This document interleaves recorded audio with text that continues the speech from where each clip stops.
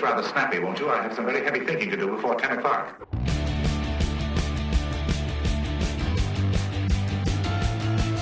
Hey, welcome to another episode of Get It Right Texoma with the trio, Mike Handren, Terry McAdams, Trey Sorrell. I'm very happy to have you with us. We get together here with you to entertain and inform you and hopefully enlighten you on local events, news, and happenings and things going on all around the globe and all around the universe. So, hope everybody's doing well. Man, I'll tell you what, this flu that's been going around, it's hit a bunch of people. I don't know about y'all, but I know a bunch of people that have been hit with it. A lot of our employees have. I hadn't been sick, but I've had at any time. One time, we've had a third of our employees out at one time or another. Well, that's because you've got Superman's immune system, Trey. I don't know about that, but I just been fortunate enough. I drink a lot of orange juice. This time of year. Stay healthy. Yeah, definitely. Ron Kitchens will be in with us, by the way. Yes, Ron Kitchens is the president and CEO of the Wichita Falls Chamber of Commerce, and he'll be seated right over there. Yeah, right here. On that corner. He's just not here right now. Orange Mike. Yes. But currently in the green room. Yes. Yes. Putting on the makeup. Yeah, at the craft services table back there. You know, this is a big production here, right? There you go. He'll be with us here shortly on Get It Right Texoma. So let's kick it off here. We'll talk about we've been focusing on a locally owned restaurant every time that we get together to do this. And this particular focus this time around is going to be on Catfish Grill, which is on Southwest Parkway. They've been there a long time, Long time. I haven't been there in a while. On Southwest Parkway at the end, I was telling you. You know where the billiards place is? It's closer to Sutherland's, and there's a strip mall there. Yeah, I know what you're talking about. The Catfish Grill is one. It's at the end of that strip mall. Yeah. Okay. Well, be close to Professional and Southwest Parkway, wouldn't it? In that area. Yeah, you'll probably take my Texas license away, but being my citizenship away. But I'm not a big catfish fan. I don't like catfish at all. Oh well, no. I love catfish. And I'm as Texan as you can get. I've had people say, "You must not be Texan." I'm like, "F you, I am." I just don't like. I don't like stuff that eats dirt off the bottom of the river. Yeah, because that's always my favorite thing when people say, "I go, man, it always tastes dirt. Tastes kind of dirty." He's like, "Yeah, because they're bottom feeders." Okay, then don't eat it. But and I cook a lot of catfish with, of course, with Redneck Culinary. I don't actually cook it. I do a lot of the breading. I've breaded thousands and thousands, tens of thousands of pieces of catfish, but I'm not a fan. Yeah, but if you like catfish, I'll eat y'all share. If you like it, but they have more than catfish. They have a lot of neat. They have a good home cooked menu. Yeah, they've got a lot of really good food. It's been a while since I've been there as well, and it's just kind of one of those. I'm not over there. I don't live over by there. Okay. So if you get a chance, swing by and go see Catfish Grill and tell them that we sent you. Yes. Got it. Yeah. Won't matter, but go see them. Go see them indeed. What's going on around the area? We've got the Harlem Globetrotters. Surprise, coming back to Wichita Falls. They're going to be at the KY Coliseum, 5 p.m. on Sunday, March the 2nd. That's right. That's the 2nd for those of you out there. March the 2nd. They seem to come here every year. Mm-hmm. Apparently, it's popular. People show up. Well, they're selling tickets. They wouldn't come if they weren't playing to an empty arena. So. I know. I've seen them 4 or 5 times over the years, and it's kind of the same show to me. Different players. Usually, but I think it's a lot really geared towards kids. It is. It is. They will very much. Yeah. So I'm not knocking it. I'm just saying, But they're going to be here March the 2nd, 5 o'clock. I'm sure tickets are available right now. WFMPEG.com is the website to go to purchase tickets and also see the complete schedule of what's coming to the MPEC over the course of the next several weeks and months ahead. We can skip these other two if you want to because they're a long way out. Okay. Well, we could do that. Do we want to get into anything before we get into Ron, or do we want to just you want to go ahead and we can do our regular show if you want to? Well, and let's come back with Ron at the end. Yeah, we can do that, and then we can come back and do a quick wrap up. So the executive orders that Trump has issued. There's been a whole lot of going on and on about these executive orders. Let me tell you something. First of all, every single president, when they come into office, one of the first things that they do is they sign executive orders. Now, there are certain things that they want to see happen as immediately as possible. Right.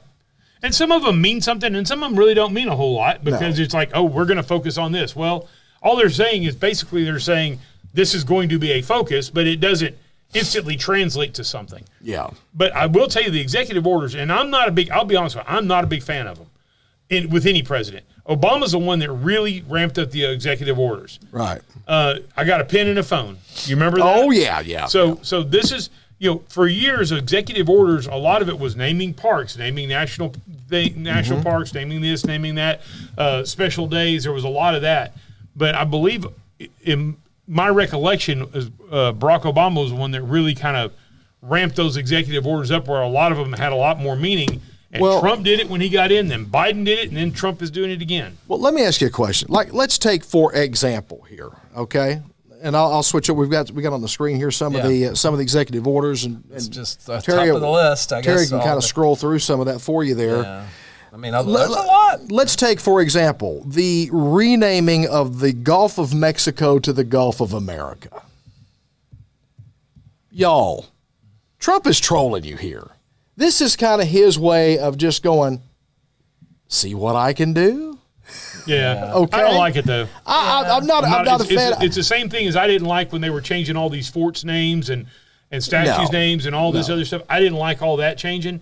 I'm the same way on this. Mexico, it's been the Gulf of Mexico for over 400 years. Mexico has a longer coastline than America does. I'm not a fan of that kind of stuff. Well, here's the deal, y'all. Look, okay, this is my thought on it. We have so much that we need to be doing, that we need to be addressing. Right. This is a very trivial thing. Yeah. But this is Trump. This is Trump the entertainer thumbing his nose at you. Like I said, there's some things I like about it, and some things I don't like, and I don't care for this because I think it's a waste of time. It is causing consternation for no reason. And that and the whole I guess they're trying to get Greenland going, and Well, Greenland is more of a strategic thing. I'm not against that. I'm not against I'm not against because Greenland. I'm not saying that it's going to happen or not, but there's a strategic reason for being there. Changing the damn name of the Gulf of Mexico to the Gulf of America. This is a waste of time and money. I think later in his administration that would be more appropriate, but of course he's already done it. So. Well, I know there's a lot. This is the thing that gets me right now is all this doji stuff that's going on with Musk. Yeah. The amount of wasteful spending that they're bringing out. I don't give a damn if you're a Republican, a Democrat, Libertarian, Independent. I don't care how you identify politically.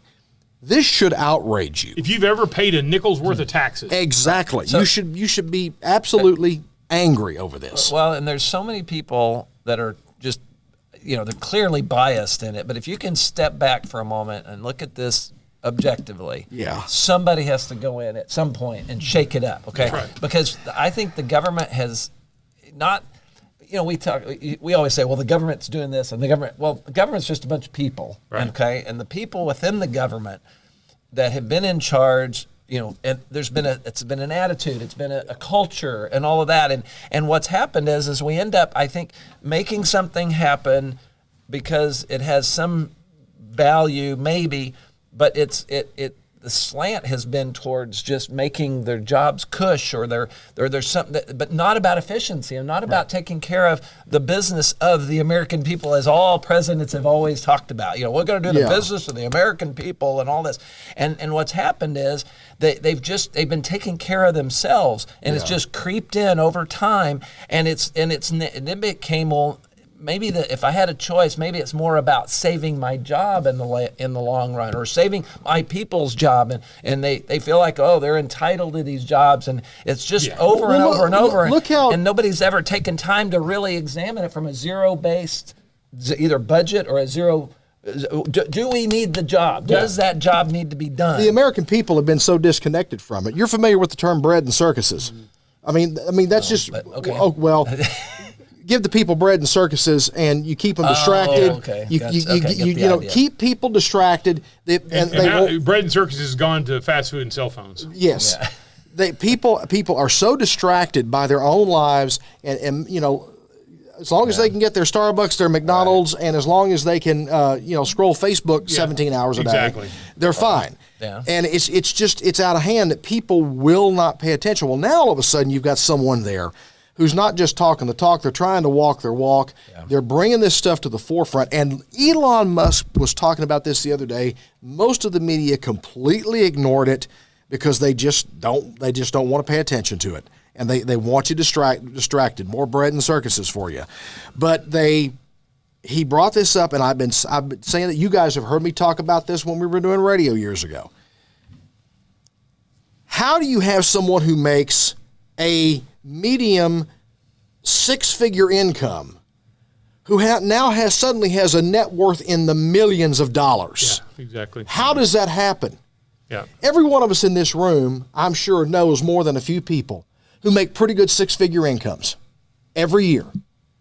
But they're not millionaires. Nowhere close. They don't have stock portfolios worth $10, $15, $20 million, Nope. making $160,000, $70,000, $80,000 a year. We've got people working for the United States government who are making $150,000 to $200,000 a year, somewhere in that range. And they've got net worths in the millions of dollars. Well, how did they get there? Well, famously, AOC, remember when she first went to Congress, she was complaining about she needed a loan to get an apartment in D.C. Yeah. She was complaining about she didn't have enough money to even put a deposit down on an apartment in D.C., and now she's worth millions. She'd been a bartender. Yeah. She was a bartender. She's worth millions. And by the way, we're jumping on the Doge thing real quick here. First off, I'm so sick and tired of it, and it's mostly Democrats that I'm hearing this. They're going, this unelected official. Folks, there's only one elected person in the executive branch ever. Pete Hegseth is not elected. Tulsi Gabbard is unelected. Right. They're not elected people. They're appointed. That's how the executive branch works. The executive branch, we the people, elect one person. Mm-hmm. And that one person appoints people to work for him. Yeah. That's the way our system works, and it worked. Right. Joe Biden, it worked under his system. Rice was an elected official, right? You just think about him. All these people that people are going nuts because Elon Musk is not elected. No, he's not. He's appointed. That's the job. There's one elected person. These arguments are empty. The whole they're so disingenuous, and there's no weight to it at all. They're just mad. They're mad because Trump won. They're mad because this stuff's being uncovered. There's a lot of people that have been profiting off the taxpayer, that have been enriching themselves at the well of the taxpayer for many, many years, and now suddenly that is being threatened in a very real way. And here's what pisses me off, and it really ought to piss everybody off. Our Congress people, Republicans and Democrats, have had oversight on this and hadn't done a goddamn thing. That's right. Yeah. Well, I am sorry. I'm for a wholesale change in Congress, because if you've served in Congress, I'm going to say a couple of terms. Because look, if you're there one term, especially if you're in the House, you probably don't know where the bathroom is yet, let alone what's going on with this stuff. But if you've been there for several terms, and especially if you've been there for decades and stuff like that, either you knew about this and were letting it go, that's right, or you should have known about this because it's part of your job. At some point, you become complicit. Right. Yes. And let's say that we build programs that questionable whether they really should exist, and then we build a program to support that program. Yes. And you have to then support that. I mean, it's like it's this bureaucracy just grows and grows and grows, and nobody ever goes back to question whether the program that they started even needs to exist. But we perpetually fund these things. There's always it seems to be, you say, what did we have last year? Oh, we need X number more. No, not back to justify your existence. And I guess there's a pension fund that he found the other day that's in some basement or cave somewhere that they have. It's all 90s technology and they're trying. It's a lot I think there are people that are working there that are on the payroll just to have jobs. Right, and it's just they've not implemented any technology in this particular case, and everybody's worried about their jobs, which is, and that's fair, and you got to take care of yourself. But at the same time, I understand it, but you don't have a right to it. This is what kills me. We've been talking for decades about Social Security is going to go bankrupt. In 20 years, Social Security will be insolvent and Medicare will be insolvent. And then they find out that what they found, like a dozen people over 150 years of age receiving Social Security checks. That too, yeah. Hundreds over 100 years old receiving Social. These people are dead. Well, here's the crazy thing. They're not alive. And Terry, you know this from being in the military, and it's one of those things, and I will tell you, when I first heard about this, when I worked on base when I was in college, I didn't like it then. But it's almost a joke where when you all of a sudden plants start getting planted in the base and things get beautified and the golf course looks a lot better, and it just happens to be right at the end of the fiscal year. Oh yeah, end of year money. No. And we're going to start throwing money away. We're going to spend as much money as we can. It's called fallout money. That is the term we use. Yes. Money. It's money that's been set aside or not used. It's been budgeted. It's been budgeted, but they didn't end up needing to spend it. But then they have to allocate it around and move it around to make sure that it meets the law, because Congress will sometimes carve out a certain amount of money that can only be spent for a certain thing. Or even within the departments, they'll divide and slice it up. But ultimately, here, and I'll tell you, Ken, who works for us, he's now moved to Michigan. He's a remote worker now, but he and I worked in the computer office. Well, he was so good at this that he had a package. So when this money comes down, you have hours, maybe a day or two to get it. The commanders have a day or two to kind of figure out who can spend it. But it's who has the package ready, the paperwork with all the things that you're ready to be able to go and give a credit card to a vendor and say, it's on order. And that is what he had, a $5,000 package. He had a $10,000. He had a $50,000. He had a $100,000. I think it's funny is Terry spent 5 minutes talking about another man's package. But paperwork package. But anyway, he had everything ready to go, and he was just good at it, at having it ready. And then all you had to do is make minor modifications, because maybe it's not going to be exactly 100,000, but it'll be close. And so you say, well, I only need 10 of these instead of 15, and to fit the budget. And he gets it, and it's who can get the paperwork to the commanders the fastest, and then that money is spent. Now, it doesn't mean we don't necessarily need it, but I can say that if nobody else is coming, even if the need is greater over here, it's who's ready to go. And so there was never any. And I don't know.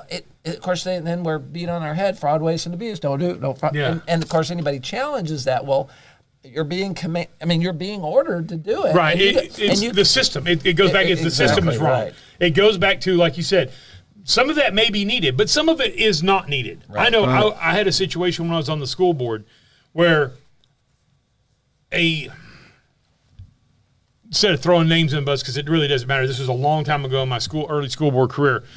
An employee of the WFISD stood up and gave us a presentation about a computer system, our current computer system, and then an additional module to the computer system that had been budgeted. And he basically spent 10 minutes telling us we didn't need it. Right. We did this, we've done this, we can work around without it. And then use the word, but it's been budgeted. And I went, whoa. Hang on. I said, so that means we're not going to buy it. Well, yeah, because it's been budgeted. I said, just because it's been budgeted. I said, has a check been written? He said 4 or 5 times, it's been budgeted. I said, let me ask you something. I had to break it down. Is the money in the bank right now in our checking account, or is it already gone to the company's checking account? He said, it's in our checking account. I said, I make a motion that we knock that allocation of whatever I said. I had it in my head how to do it then, but I made a motion right then to not spend that budgeted money. Yeah. But that was in the mindset, and once again, he's a government employee, because school districts are government too. But his mindset was, but it's been budgeted. Well, it's like, well, no, because if you're in the private sector, and if you could tell one of your employees, Terry, hey, run somewhere and spend $300 on this, and the guy goes, well, really, I already did this to fix that. You're not going to go, Go ahead and go do it because I've already decided I'm going to spend the money. Well, large enough companies actually end up in the same mindset. They do. The top level, not necessarily, but the worker is it's pushed down to you. You've got your budget. You better spend it or you'll lose it. Right. So it's the same thing. Yeah. Oh, yeah. And it's really the smaller organizations. It needs to stop. It needs to stop. It needs to slow down. Look, I'm not for not spending money. We need entitlement programs. We need welfare. We need all these things. I'm not against that. What I'm saying is let's first start looking at all these billions of dollars we're throwing away in other parts of the world. Yes. Yeah. Let's start there. I don't even want to start in America yet. I mean, we'll get there. Right. Let's start everywhere else. We're sending this on this little thing for Guatemala and this thing for this, and then come back and go, okay, why are we spending this? And how is the American public benefiting? Yeah. And the answer is not done, over. We're not doing that anymore. Exactly. And start bringing all that money back in, because the fact of the matter is, the more of those, and the thing that pisses me off when I hear people go, oh, it's just a drop in the bucket. I get it. It's a drop in the bucket, but if you take a drop in a bucket and drop in a bucket and drop in a bucket and drop in a bucket, all of a sudden you end up with a shitload of money. Well, no, but I mean, even if it's $200 million, that's it. What some people say, that's a drop in the bucket. Well, $200 million, that's a. I mean, you and I, we couldn't. I mean, yes, we can imagine it, but we would like, oh my God, $200 million. We'd probably share that with a lot. Well, we just and I look at it and I say, how many people could you feed with that? Oh yeah, feed. How many Americans can you? How many training veterans? How many houses, tiny homes can you build for homeless veterans? How many? Exactly. I mean, there's so many things that we can do if we could recapture that money Right. and take care of our people first. Right. Yes. Well, totally. But we got to get that. What's our deficit running this right now? The deficit? We don't spend every nickel of it. No, but I'm just saying. No, I'm just saying we are spending more than we take in. Yes. So we've got to get that under control first. Well, then that's what you do. You pull all this Yes, money you back gotta and you pull it back. recapture those funds. Yeah. Yep. You start paying that down and go, oh, by the way, now we've modernized this and we've streamlined it. Now we've got a homeless veteran issue. Okay, Right. Let's find some tiny homes with communities, and let's take this money instead of the government trying to run it.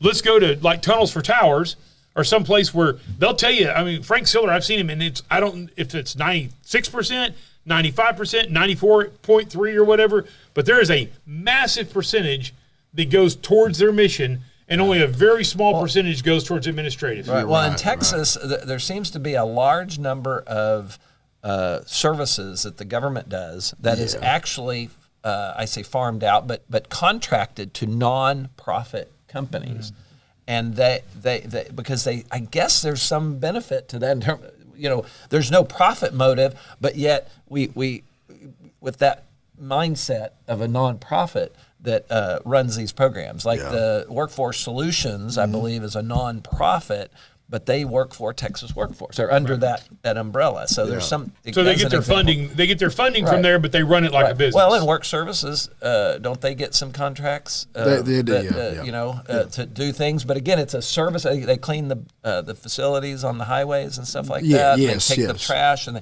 so again, multiple contracts. Right. Versus going to necessarily to a for-profit, which I'm not saying is one is better than the other necessarily, but it is an interesting concept, though. Yep. Well, we need to recapture this money. But, and we by the do. way, if people are going crazy over this, look, I can't imagine that if you're an American taxpayer, if you've ever paid any money in the American taxes, that you can be against this. I'm not saying you're going to be for all the cuts, Right. but you can't. How can you be against looking into it? Well, right. How can you be against exposing it and having it all out there? And then let's have a conversation. What are we going to keep and what are we going to not? Well, like I said, at some point, when you have that attitude and you actually desire for it to be overlooked, at some point you become complicit in the problem. Right. You just do. And here's the thing. I think we're shaking it up, and it's good because I think if it's especially if it's in the gray area of legalities and constitutionality and all that, let's shake it up and let's force it to go up through the court system. Yeah. I think that's partly our court system is set up to do that sort of stuff, and I think it needs to be. But I'll go back to something he said a moment ago. But Congress, if Congress was doing their job, if they've been doing their job, all spending bills originate in the House of Representatives. Absolutely, they have oversight of everything. They control the purse strings. Absolutely, and they've abdicated that. If they were doing their job and really doing their job, we wouldn't even be having this conversation. We're having this conversation because Congress has abdicated so much of their responsibility. You got all these 3- and 4-letter agencies that they've just handed all this power over to, and Congress does nothing. And by the way, I'm not talking about just Bernie Sanders and just Chuck Schumer. I'm talking about Ted Cruz. I'm talking about John Cornyn. Yep. I'm talking about people that have been there a long time. Ronnie Jackson. I mean, I don't know if he's probably on the cusp of what I would consider complicit in this. Yep. On the cusp, because once again, it's hard to right off the bat know everything. Well, but people that have been there for a long time, especially John Cornyn, especially Chuck Schumer, especially Bernie Sanders, especially I don't care what side of the aisle. My point is, I don't give a shit what side of the aisle they're on. I'm telling you, they're all complicit. If they've been around for a while, they're complicit. The short answer to the problem with Congress is term limits. Absolutely. That would solve a whole lot of problems. It would solve a lot of things. We can get that. We're going to go ahead and take a break here. When we come back, Ron Kitchens, the president and CEO of the Wichita Falls Chamber of Commerce, will be our guest.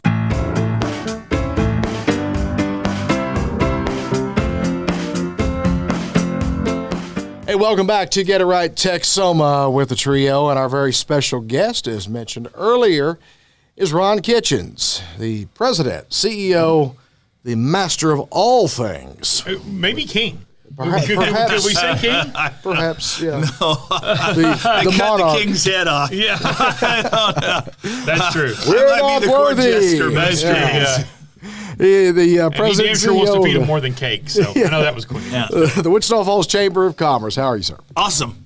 Oh, gosh. How is life now? How long have you been in the role now? 2.5 years. Wow. Wow. 2.5 years already. Cooking along. Goodness, great. Does it feel like it's been that long yet? No, it doesn't. Yeah. No. Time has moved very swiftly. It has. Yeah. We've had lots going on. Yeah. Well, you've been very busy. You've been doing a little traveling on behalf of this city. And we're on the road next week. The next 2 weeks, I'm on the road. Oh, wow. Wow. So we're off to Arizona for sales calls with some companies. And then for about almost 30 years, I have hosted an annual Dutch treat meeting of 20 to 30 economic development CEOs from all over the country. And we spend a day and a half solving each other's problems. Oh, well. So everybody brings an issue. Then you have the wisdom of they're probably average tenure of these guys is probably over 20 years. Oh, wow. So all of a sudden you have 500 years of knowledge in the room, and you go, hey, here's something working on.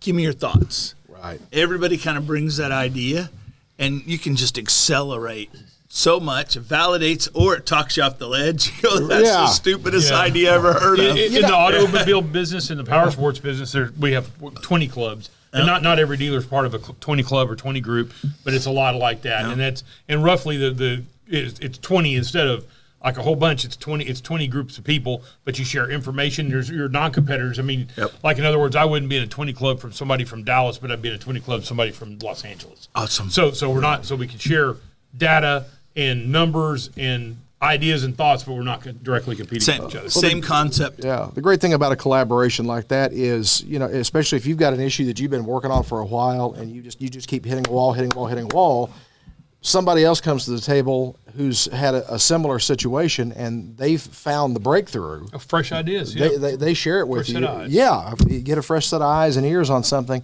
can make a big difference. I mean, think about how many times have you had a problem, no matter what it is, and you just call somebody in, and they don't even have to be an expert, and they look at it, and within 30 seconds they give you an idea, and either they come up with a problem or they say 2 or 3 things, and you go, boom, oh, there we go. Well, Elon Musk, there's a clip out there that I think he was being interviewed by some reporter, I guess science reporter, and I guess they're fairly knowledgeable. But anyway, he was asking about the rockets and doing a certain thing. And anyway, he brought up, hey, well, are you going to do this and this?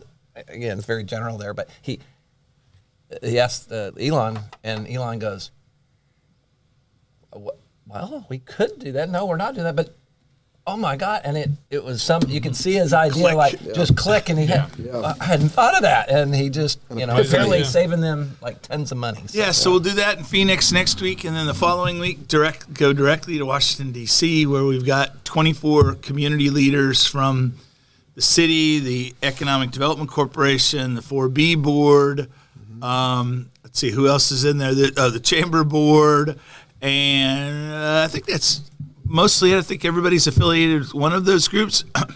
And so we'll be meeting with our congressmen, both United States senators. We've got a better part of a day of meetings at the Pentagon with various efforts. Part of it's to say thanks for what we have, and part of it's to say, hey, yes, may I have more? Yeah. And then we're doing an event at the German embassy. So German embassy is hosting us for dinner. As you all know, the Germans, NATO would not be here, NJEP would not be here had the Germans not demanded, might not be the right word, but demanded that operation be here. There were lots of places they were considering, and the Germans said, no, this is a place we're comfortable. They actually the German government owns most of the training planes out there, I believe. No, not anymore. There was a time there was a time, but now they're a major component. They have 300 or 400 permanent employees that are here. People have been here for 20 years. Yeah. Wow. So we'll be with them. We're also at the Saudi embassy. We have the largest contingent of the Saudi Royal Air Force outside of Saudi Arabia, anywhere in the world. So we're anytime 300 or so Saudis on base training out there, mostly on the maintainer side. So that's we want to go say thanks because we think there's opportunities for them to expand. We want them to know they're welcome, and their money spends here, and we want more of it. I did hear something about the possibility of a new mission or some sort of expansion of a mission at Shepherd. This just in the last few days. Is it anything we can talk about? So Shepherd, probably what you heard. Right now, there are 2 commands at the base. Right. So the general, if you will, has 2 commands underneath him. He commands training and he commands the base. Then there's the NATO command, NJEP. The Army's making that 3 commands. So you'll have a base commander, the city manager, if you will. Then you'll have the training commander. Then you'll have a NATO commander. So we'll have one more flag, if you will, for wing commanders. Okay. So that's probably what you're hearing. So the mission's not changed, but they're going to add a upper echelon of management. They are. They're going to divide that. So because it doesn't really make sense because like the training command, I think he has 57 bases where he's got training going on all over the world. Wow. And also worrying about whether or not the internet's working on the base. Yeah. Probably isn't strategically the best use of people's time. That makes sense. And so I think that's the idea of dividing it up. Gives us 3 base commanders or 3 commanders out on the wing there. Okay. All right. Well, I know the last time you were on with us, we were probably talking about, for example, Panda Biotech and them ramping up, and that has happened. Mm-hmm.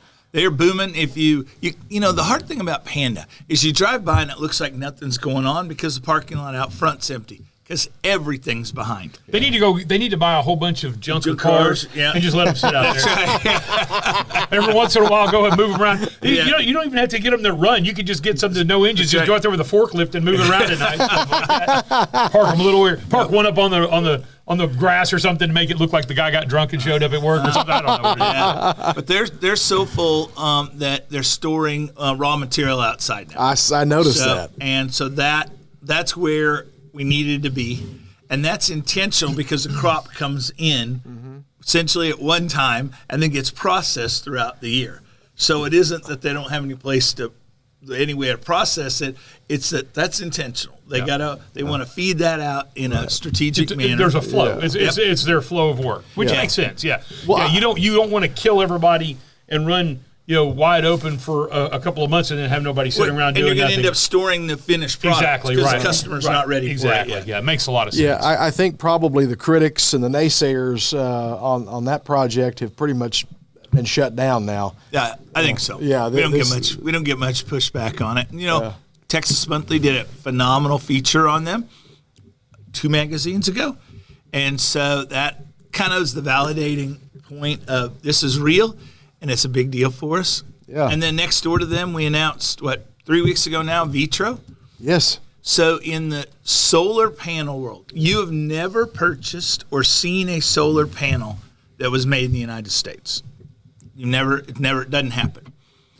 With the new focus on China's our not just military foe, but they're our economic foe. Right. It is clear that those panels need to be made in the United States.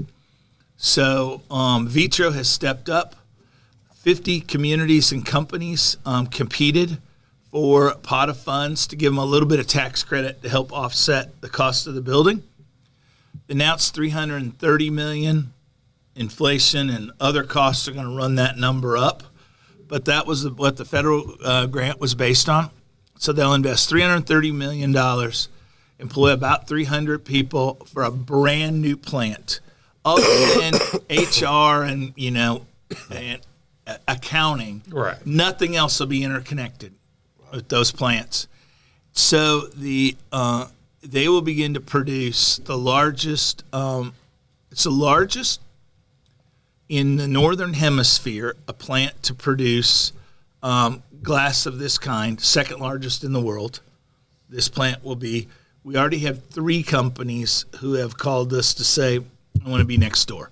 Yeah. We're gonna make the electronics that hook to the panel. We're gonna make the frames that hook to the panel, and it doesn't make sense to ship that heavy glass to Indiana to get electronics, to then go to Ohio to get a frame, to then get shipped to New Mexico. Yeah. So it's going to be a much bigger deal for us. It's going to make us the center of that world, and we're super excited about it. The Trump administration is very pro-solar. You're going to see wind turbines, not so much. Battery-powered cars, not so much. Solar, they're in favor of. Yeah. So it should be a boom for us, and it gives us eventually competitors will show up.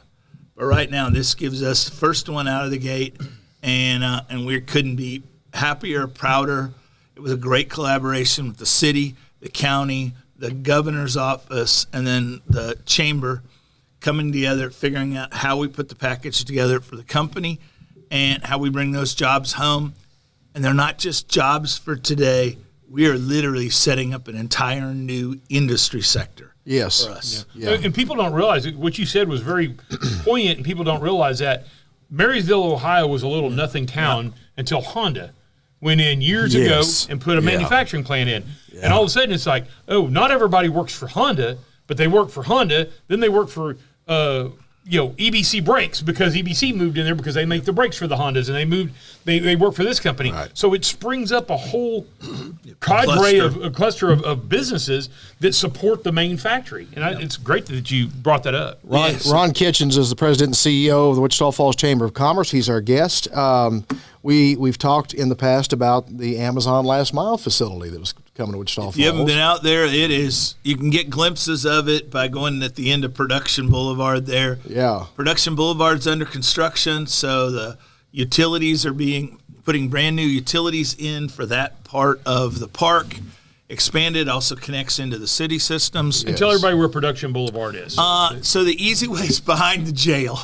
That's the easy way. That's the easy way to remember it's at. That is the industrial park of Wichita. That's our business park. Yes. And so Amazon's out there, a massive facility.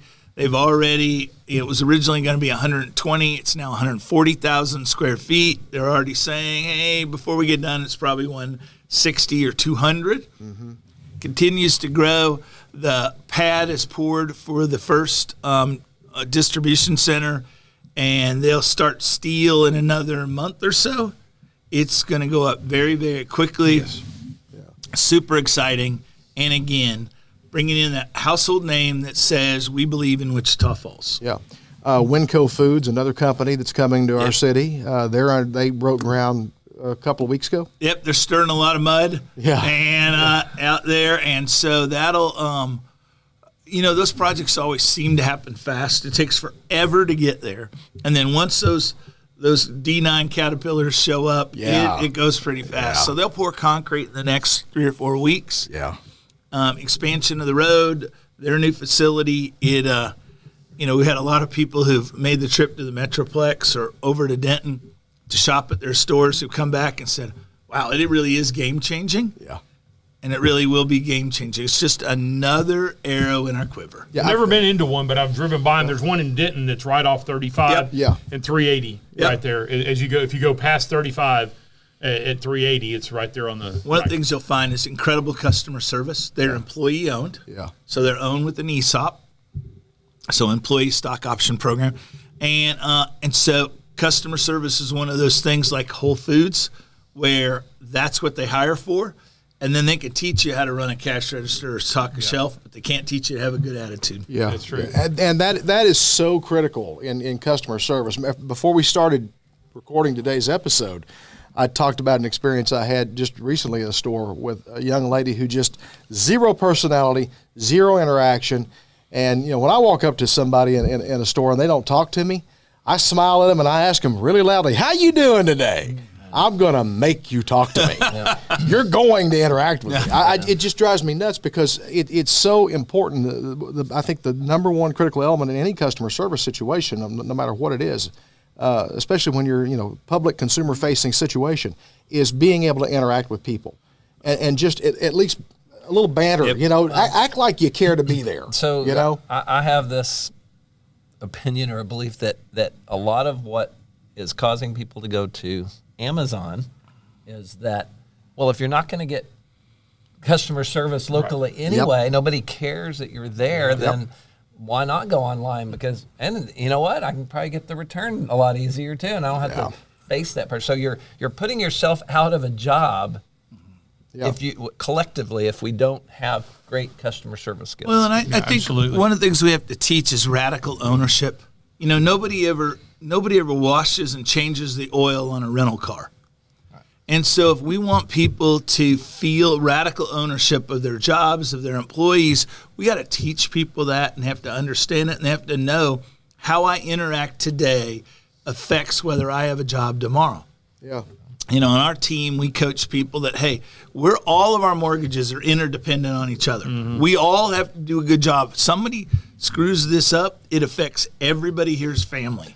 Right. And when you understand that, it's a different set of obligations other than I'm here to get my $12 an hour. Well, and when I go in, just to point that out, is that when you go into the chamber, they're saying, "Hey, how are you doing?" And that's because we're just trying to keep you from raiding the refrigerator. They're stopping you, Jerry. Hey, how you doing? Yeah, we got our eyes on you. Yeah, we're watching you, dude. And I'll say there's a restaurant in town that teaches their employees or requires their employees to greet the customer, but they do it all at once. Oh, yeah. And then it just sounds so rote. It's not real. That's it. I told my wife the other day, I went into, and I'll say it, I went into the Flying J needed gas and some orange juice. All this crud that's going around. And I'm not sick, and I'm like, orange juice is my medicine. So I knew I could get gas and orange juice at Flying J. And I walked in, and the guy said, "Welcome Flying J!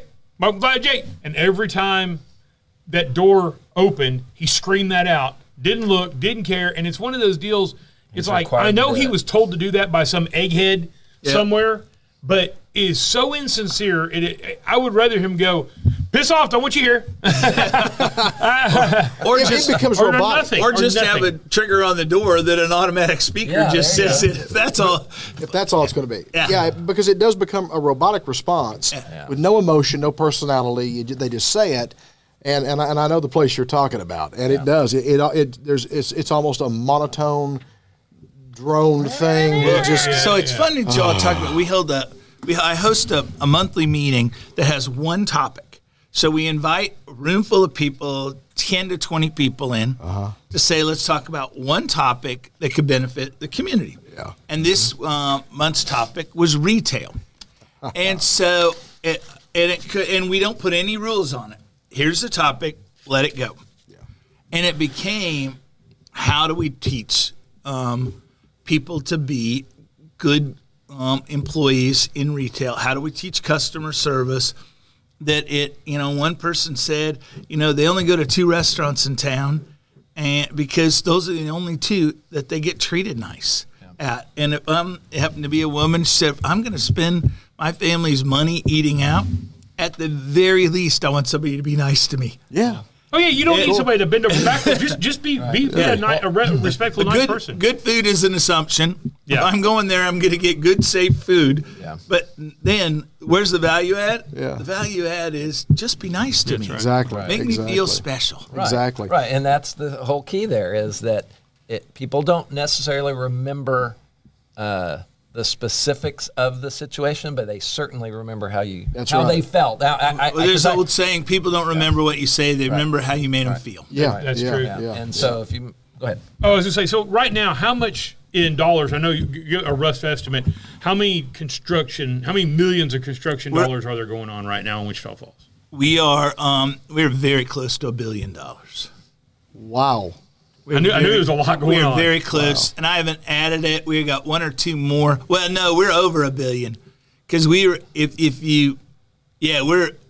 see, we were at 800 plus we've added another 400, so we're at 1.2 billion dollars commercial construction on the books. Yeah, this isn't. Hey, Ron's pitching this deal because in our portfolio of what we're pitching, there's about $3 billion.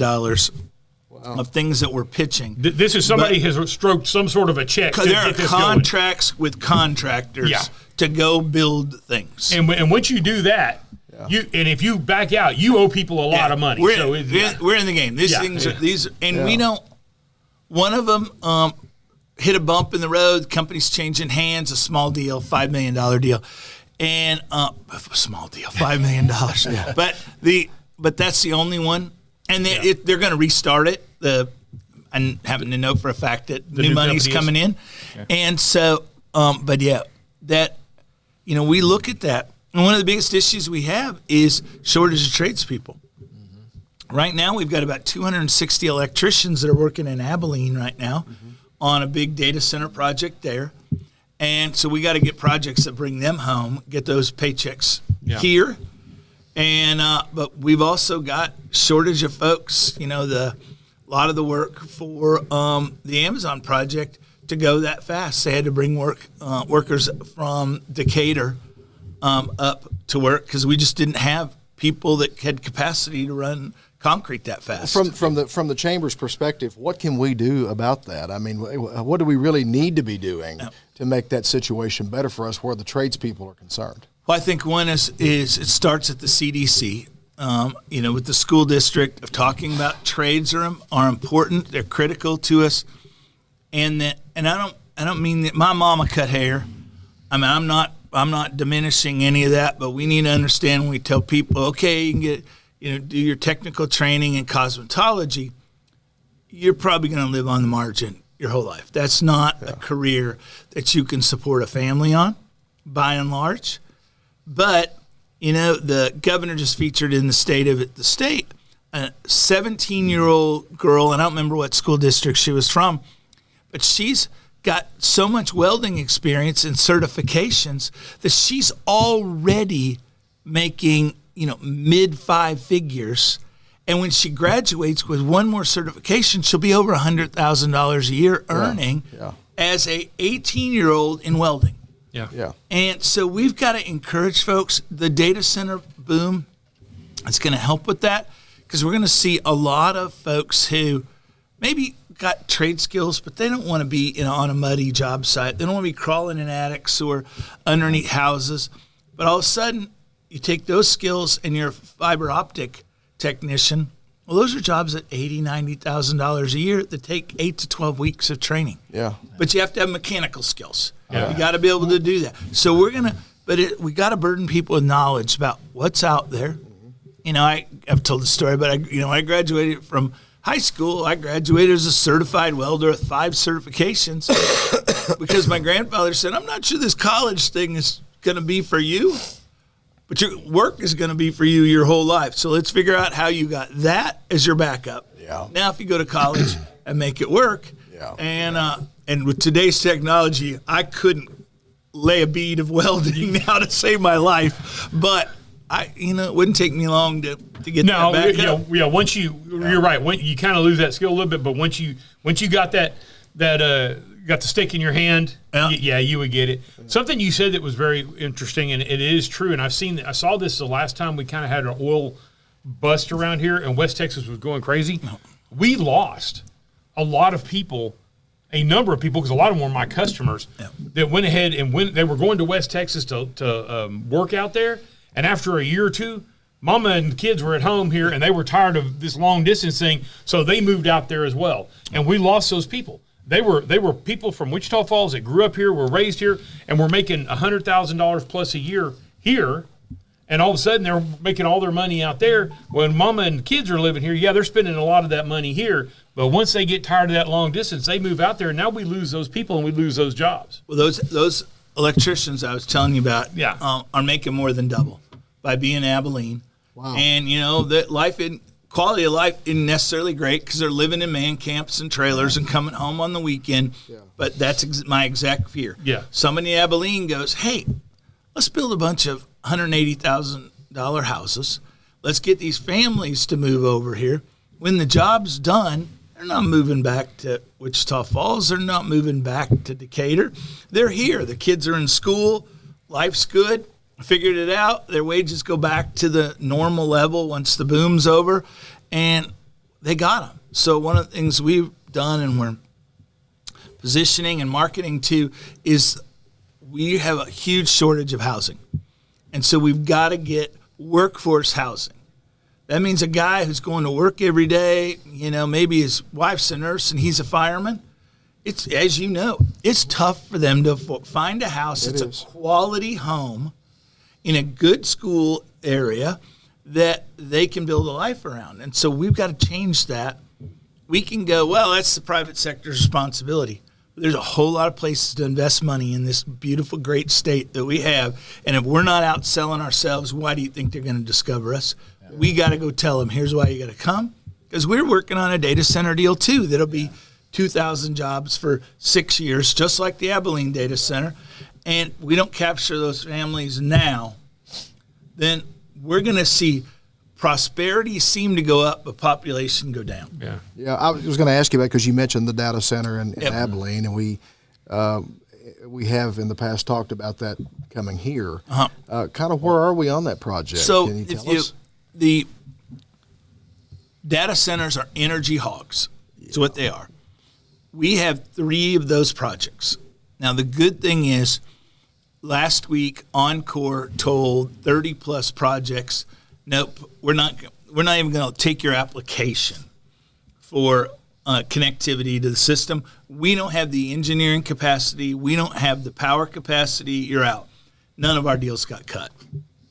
So we closed a week ago, 10 days ago, on the first site for a small data center, a $500 million data center. That's small. Little tiny one. Yeah. And so we closed on that site. They're already started the process to annex into the city and starting cleaning the project, getting the scrub off the property, and they're moving forward. They're actually going to put in a gas-fired turbine to provide their electricity. Well, because it's going to take Encore 3 years to get them power. Makes sense. Wow. Our big project, we've talked about one that's out. The best way to describe it, out by Harley Davidson. We got a project there. It's the other motorcycle dealership. Yeah, sorry. It's 9 or 10 months from being at a good tipping point. Our major project is at the business park. We're 60 days from land sale on it. And then once that happens, then construction will ramp up very, very fast. And again, we're talking about hyperscale. So the small one we did at $500 million is a data center. Hyperscale is 1 million square feet or more, typically 3 million square feet or more. Each million square feet costs about $5 billion, although the price is coming down some on those, and that's building and equipment. So total investment for 1 million square feet is about $5 billion. Square feet? Yeah, and so we're talking about the a typical large-scale data center will be 3.5 million square feet to 5. How large is the property to support that? How many acres? Yeah, acre and a half. 350.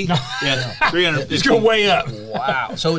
So we have something on the books under contract. Holy cow. Wow. So, and we're working towards that. You know, it's been a 2-year process. We went after this. We saw it coming. I guess it's better to be lucky than smart. Maybe we are both. But we saw data centers coming. We saw that we had the ability to position ourselves, and it's been a long slog. One, we just weren't positioned well. We didn't own mineral rights to sites. We didn't have the right access point to the power. We had to acquire that. We had to do a lot of those things to clean up work that if we knew now that we won't make that mistake in the future. Right. So, but we're very, very close, and that will be at peak 2,000 construction workers, 6-year project. Wow. Massive. They're gonna. Wow. But now ultimately, what will be the permanent employees in those cases? About 300 for 3 million, 2.5 million square feet. They're going to have about 300 employees. Average is going to be over 6 figures.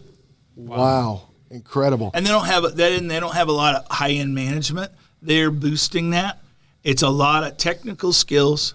It's not a lot of it's not computer programming. That's done somewhere else. Right. These are people that are, those computers, none of them will ever be more than 3 years old in there. Right. Yeah. So mostly they'll never be more than a year and a half they'll old. Be installing and it's constantly installing. Troubleshooting. Vibration causes that fiber optic connection to break. You got to get in there and troubleshoot it, fix it. It's a massive complex. Ron, let me ask you, because you mentioned the CDC a moment ago, and all these skills and everything that we need these young people to be learning. When it comes to that kind of stuff, where the data centers, where their needs are, what are we doing, or what should we be doing right now to start preparing our population, and in particular our young population up and coming here? And we're working with both Vernon College and the CDC. They're both on our partnerships, and they both know what we got. And these sounds like amazing jobs. Yeah, both building curriculum out. What's hard for them is both of those are built around longitudinal. It's a 2-year program. You're getting a certificate. You're getting your high school diploma or a degree at the end. Yeah. And these jobs will be 8 to 12 week training programs. So what we've got to do is we've got to make them additive to existing programs. So the electrician program, the construction program, we get that fiber optic work in there because, that's the future. My neighborhood's got all fiber optic lines in it now. There won't be a copper cable laid in the ground. We got fiber optic out in the boonies where I live. Yeah, I do. Yeah. So that's the future. So training that and adding that is really important, and getting that kid, that person, that certification. But then with Vernon, retraining folks to be able to come in and go, I got good mechanical skills, but, I don't want to go in the attic and fix AC units anymore. Right. I want a job in the air conditioning and, that's not crawling up them damn collapsible stairs. And by the way, you talk about places like that, they're going to have amazing air conditioning. Yeah. You have a whole lot of electronics. You got to have AC. Well, I imagine they'll have, I imagine solar and other technologies they're going to do energy-wise. Yeah, so there'll be a mix, but so these things have to be able to run 21 days off the grid. So if the power goes off, if we have another freeze and the power goes off, they've got to have 21 days. So they'll have massive battery banks that get them from the light glitched to the batteries are immediately running so that computers are never slowed down. Right. Wow. To if the power goes off for a while, they got to have generators underground, and they'll have massive amounts of generators and diesel fuel to run one those hell of a generators. UPS, huh? Yeah. And I don't mean the FedEx uninterrupted power supply. And not only that, though, the data centers are going to have multiple paths to the internet. They're going to need one. I'm guessing maybe for instance, I'm not. Have no authority or knowledge on this specifically, but one way to possibly to maybe Oklahoma City versus Dallas-Fort Worth. They get the internet from both directions, That's right. and maybe even up from Amarillo or that. Where you think of it's almost like a highway system through a city. Yeah. You need more than one artery to get you in and out. Yep. That's right. That's exactly the same One thing. road closes, you better be able to still get home. Exactly. Have you heard any bandwidth requirements from this that they've thrown around? I have spec-wise? not. I know the power is 1 gig of power. Wow. That's more than the city of Wichita Falls uses. Wow. That's crazy. Well, you've been here 2.5 years. You've seen the good, the bad, the ugly, warts and all. You've seen how this city operates and how things have operated. And is it safe to say that we are about to turn a major corner economically, strategically for this city? Yeah, I think we already have. We just haven't seen the results yet. Right. Yeah. Well, and we have seen everything the lags behind. Yeah, put it in perspective. With the PVC pipe plant that we did off of Iowa Park Road at $140 million, that was the largest industrial deal in the history of the community. Right. We did that 9 months ago. We've now done Vitro at $300, and it's going to get close to $400 million before it's all said and done. Largest industrial deal in the history of the community in 2 years, or actually less than a year on both of those. With Panda coming on board, I can go down the list of expansions, plants and facilities. Part of it is just new leadership. You look at the city council, and people that left the city council were incredible folks, but you have, other than Jeff Browning, no one's been on there more than a year. You have a new superintendent of schools who is visionary and driven and completely honest and transparent and says, here's the reason we're underperforming because we made these decisions here. They might have made them with the best intentions, but we got to change those decisions. And by the way, they made them in the last 8 years. They made them after I was off school. I'm just kidding. And so we look at the university. University has been declining in student census for a decade. They're up 800 this year. Yeah. New leadership at the university. We're going to have new leadership at the city with a new city manager, a new vision by the council of where we're going. Yeah. New county judge who's just incredible and stepping out and leading in the community beyond just the 2 meetings a week that they have in the courthouse. It is an incredible time to be here, which doesn't mean we don't have hard things ahead of us. Yeah. But we have the right people to handle hard things without it becoming this disaster, without everybody retreating to their own safety shells. It's an amazing time to be here, and you would be a fool to bet against us. Awesome. I like that. That's a good way to go out. That is awesome. That is. I love that. Yeah, Ron Kitchens, President and CEO of the Wichita Falls Chamber of Commerce, has been our guest. Ron, if people want to get in touch with you and learn more about what's happening in the community, what the projects the chamber's involved in, whatever, how you can go to www.wichitafallschamber.com, or you can get me at Ron at Wichita Falls Chamber. Okay, awesome. Ron Kitchens, thank you for being here. We look forward to having you back. Huh? I know there's going to be plenty to talk about moving forward. Absolutely. Yeah. All right, guys, we're going to take a break here. We'll be back and wrap it up with more Get It Right Texoma. Stay tuned.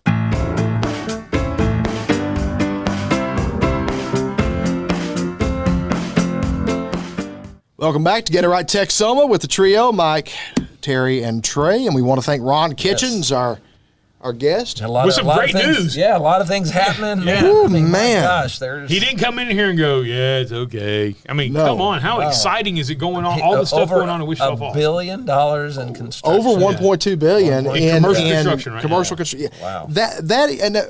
For those of you that don't live here, that don't live in our community, that is so significant for us. We're talking about a community that for years didn't see that level of growth, didn't see that level of company expansion, corporate expansion, and so forth. This is significant for us. And as he stated, some of the results of that haven't hit yet. So as we get deeper into this, 2-3 years down the road, we're really going to start to feel and see the results of some of this growth here. It's going to be really incredible. It is a major turning point for this area, and I think it's going to have positive implications for the population of Wichita Falls overall, and really for the whole county, for that matter. I agree with you. For the whole the whole region. The whole really, region, yeah. Well, you Wichita, Archer, Clay, Wilbarger. I would even put Baylor County in there too. Well, not just that, Cotton County up north. Cotton County, Comanche, Cotton, and all those and right north of the river. Yeah. They're part of our community. I've said it before. I'm going to say it again, guys. If Wichita Falls is doing well, everybody benefits from it. That's why it's called Texoma. Everybody benefits. Well, we're gonna wrap this thing up. We've run pretty long here today. We want to thank you for joining us. Get It Right Texoma, brought to you in part by Eddie Hill's Fun Cycles, 401 North Scott, downtown Wichita Falls. There since 1966. Yes. Long time. EddieHillsFunCycles.com. We record this podcast in the MacTech Solutions Podcast Studios. That's right. MacTech Solutions, 4020 Ray Road, Suite 3B here in Wichita Falls. If you need any kind of Apple device repaired, this is the place to bring it to here in North Texas and Southern Oklahoma, period. But also B2B, if you need stuff done with your business and networking and stuff like that. We sell the Macs and the iPads, everything but the iPhone we sell, and we service everything. We're the only full-service Apple dealer, if you will, in 100 miles. And we actually take care of you. That's right. It is absolutely the place to get it done. And you sell everything except the iPhone. Yep. And the Vision Pro or whatever. Apple Direct only on that. So. And it's also brought to you by Lolly and Pop Sweet Shop, your online bakery, lpsweet.com, on Facebook, Lolly and Pop Sweet Shop, and we have a retail partnership that is developing. Very soon our products will be available at Country Blooms and Gifts Boutique in Burke Burnett. They're located at the intersection of Highway 240 and Daniels Road. And our products will be available there in the very near future. We're working on a collaboration with them that we expect will start within the next probably 3 to 4 weeks. Awesome. That's great. So that's where you'll be able to find Lolly and Pop Sweet Shop products there. Again, Country Blooms and Gifts and Boutique at Daniels Road and Highway 240 in Burke Burnett. And again, that website, lpsweet.com. Well, thank you for joining us. We want to thank Ron Kitchens for taking time with us. We look forward to having him back. He's always such an incredible guest. He always has such an incredible amount of information to share with us. He knows what's going on. He has got his thumb on the pulse of everything, and we like that. And we've got some other great guests. We got Wichita Falls Mayor Tim Short coming up next week. Next week he'll be with us. Lots of great guests coming up in the future here on Get It Right Texoma. Until next time, y'all take care. See you down the road.